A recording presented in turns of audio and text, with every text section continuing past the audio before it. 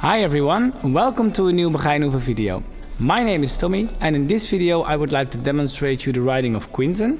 While I'm going to ride him, I'm going to explain a little bit what I feel, what I'm doing at the moment, what I think it's important for now. In our previous video we did a clinic, so on a clinic we do basically the same what I'm going to do now. But we received a lot of questions about it, so I thought it would be nice to make a video about it.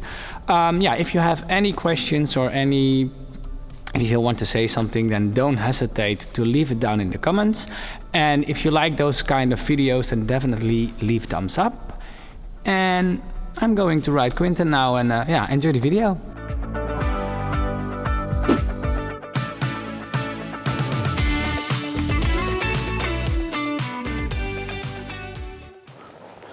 So after I do the warm-up, I start doing some transitions. Actually, all the same what we told in our how-to videos. That's what we do. What I do every day. If you make transitions, you always get some information about your speed control and about if it's easy or not. So for me, that's also something I like to start when I train, and whether it's in this case a 5-year-old horse or a Grand Prix horse, that doesn't matter.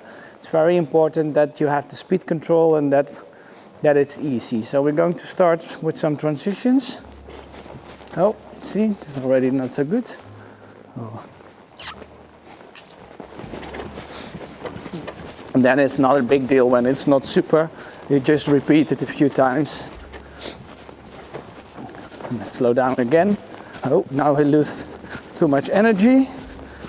Maybe because I'm talking, I'm a little bit too late with my leg. Slow down again. It's difficult, I go to walk.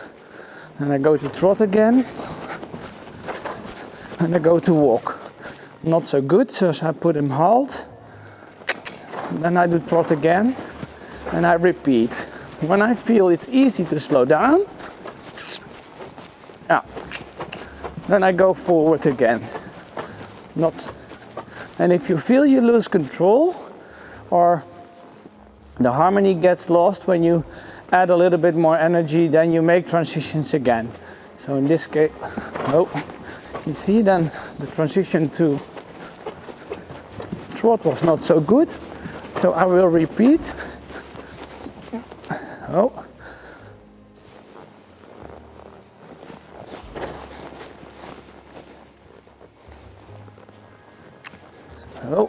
See, he lost his balance, he went forward. So that means that the rein aids were not good enough. I want him more easy to slow down. Not good.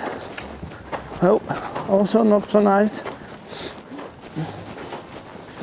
I go back again. That's better. And trot again. Okay. Slow down again. When it's easy, I add a little bit more energy.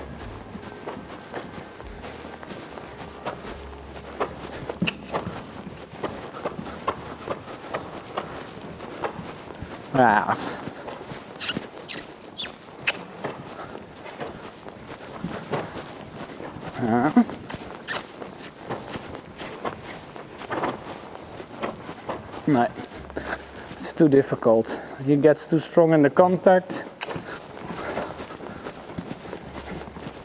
Do it again. Halt. No, don't go backwards. It's also not what you want. Of course, I want them easy to stop, but I don't want them to think backwards. And again. Oh, not so easy. Better. Slow down again. He went already forward before I asked, so that's also not what you want. Okay, trot was good. Slow down. I need to be able to relax my hand. And then I go a little bit forward again. Now it's getting better. And when it's easy, I can slow down and make him think forward. And then you see you will have a little bit more expression in the trot without you lose too much the harmony. For me, that's very important. So I slow down again.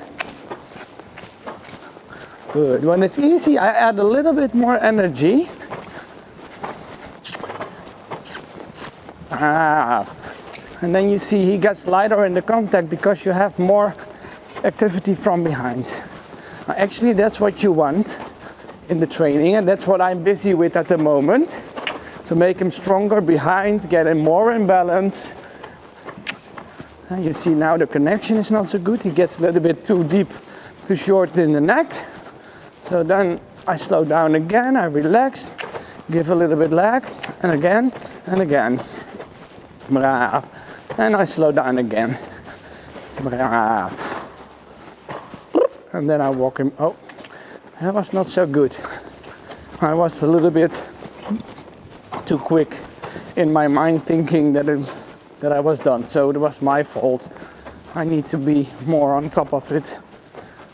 So I walk, active walk, and a little break.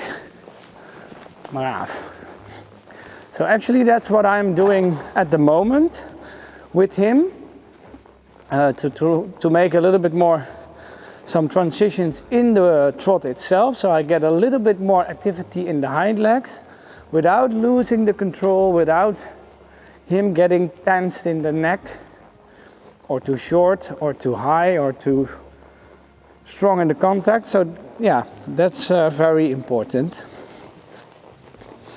So yeah, after I've done those transitions in the trot, maybe I'm not as satisfied as usual because yesterday he had a day off.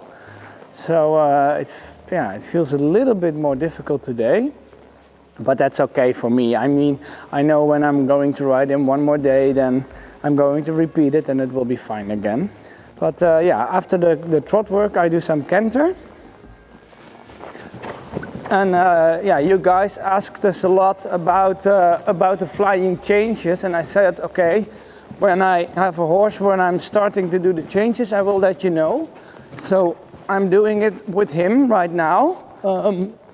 Just for me, it's important that it's without stress, and it's just like you play a little bit with it, and you don't care too much if there are like super changes or not. First of all, it's important that the canter is good, the rhythm and the balance. Now it's getting better. The first part of the canter was not so nice. It was a little bit too hectic. So first I'm going a little bit forward, that I will get more relaxation and more ground cover. That's better.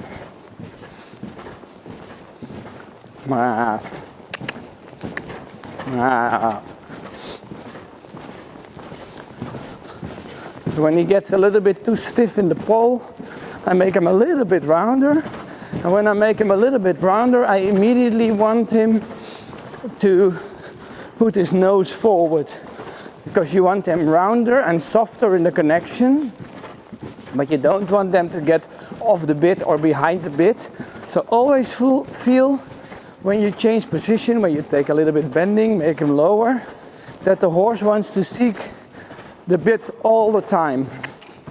That's important. Now when I feel he gets a little bit more elastic and a little bit more relaxed, I let him go up again, a little bit higher, and I try to maintain, to keep that elasticity in my connection. And every time when I feel he gets too strong or too stiff, I make him a little bit rounder. I open my hand that he gets more relaxed.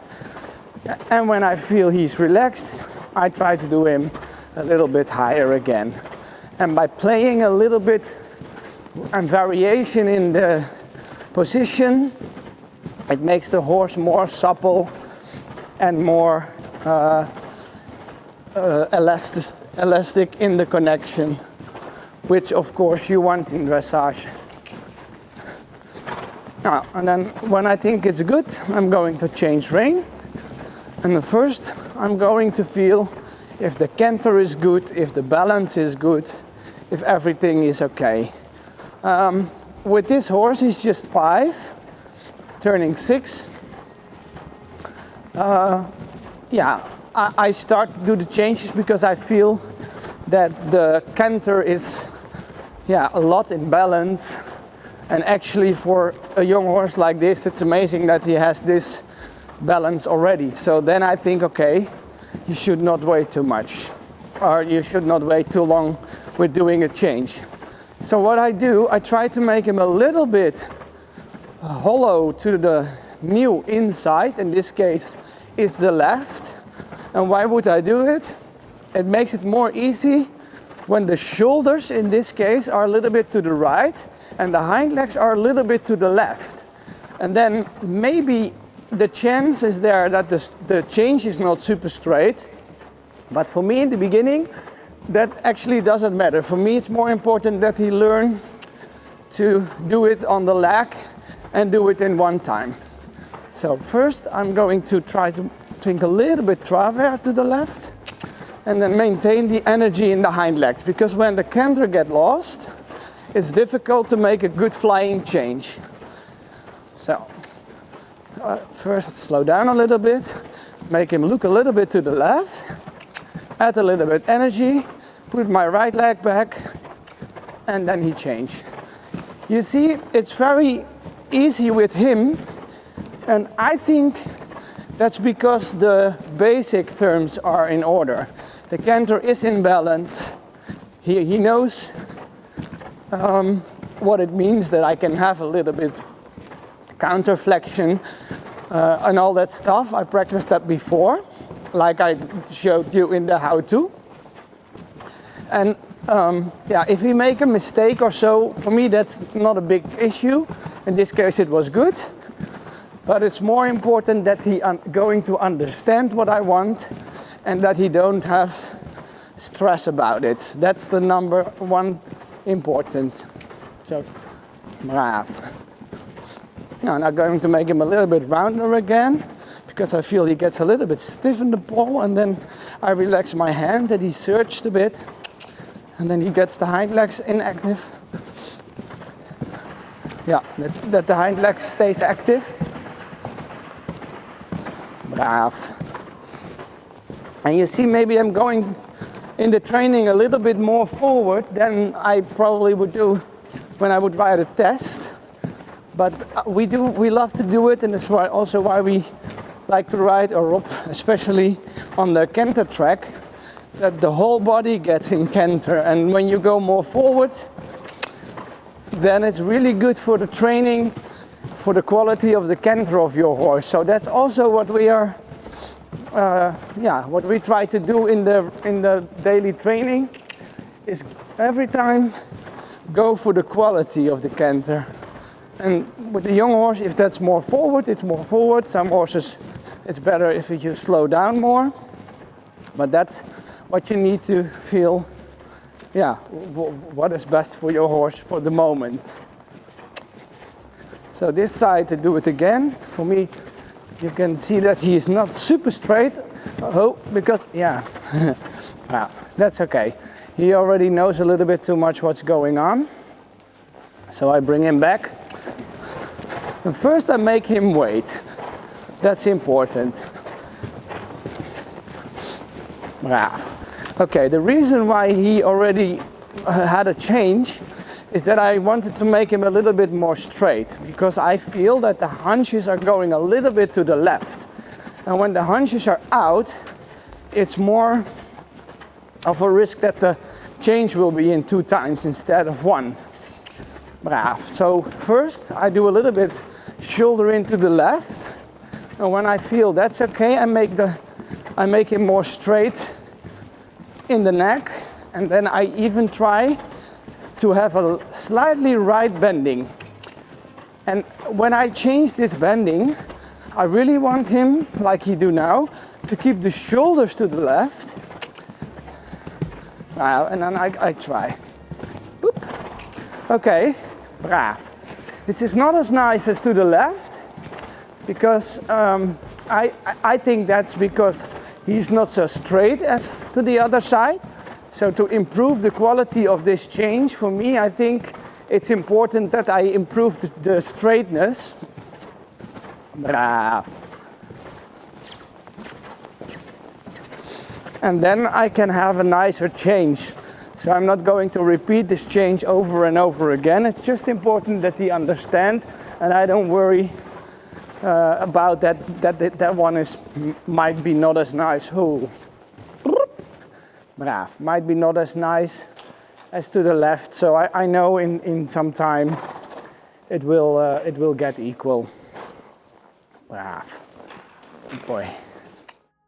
So yeah, that's a little bit what I'm practicing right now with Quinten. Like I said before, if you have any questions, then leave them down in the comments. I will be happy to answer them. For now, thank you for watching this video, and we'll see you next Thursday, same time. Bye bye.